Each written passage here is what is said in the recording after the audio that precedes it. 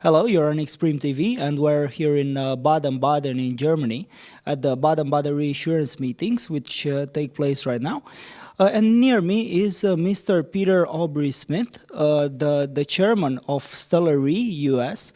And we're going to speak about the tendencies on the reinsurance market for 2011 and how the situation presents itself in 2010.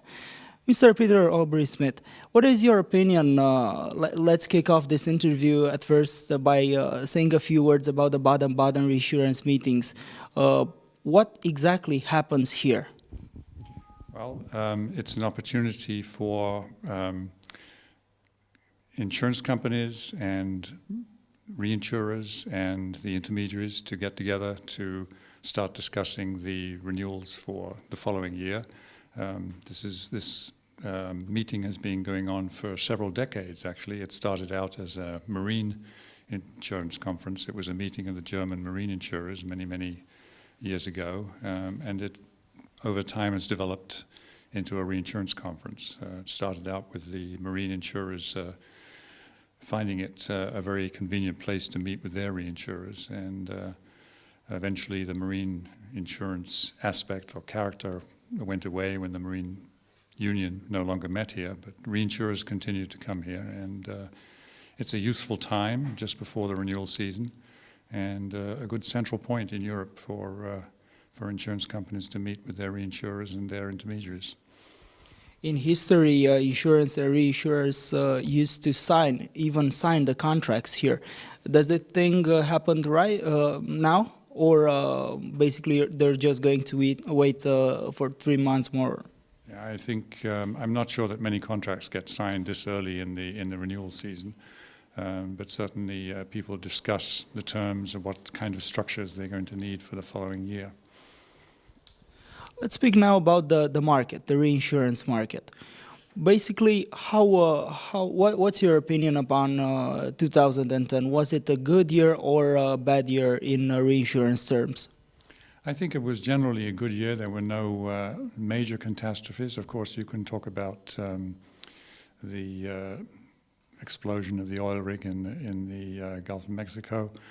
You can talk about the earthquake in Chile. But even though these were very large catastrophes, I don't think they've really affected the reinsurance market to an extent which is going to make a change in rating. Everyone, I think, recognizes that there's excess capacity in the market. This drives rates down. I don't think we've had a big enough loss yet to really change that situation. Either we will have a big loss, or companies will gradually erode their balance sheets through underpricing, and that's what it's going to take to make a change. So your opinion upon the prices would be that for the next year they're going to go down? I don't know whether they will go down, stay level, but I don't see any major incentive for them to be increased, certainly. I think it's probably maybe slight eroding of the prices, or maybe just staying level. If you're to talk about, let's say, the problems on the global reinsurance market, which do you think would be the biggest?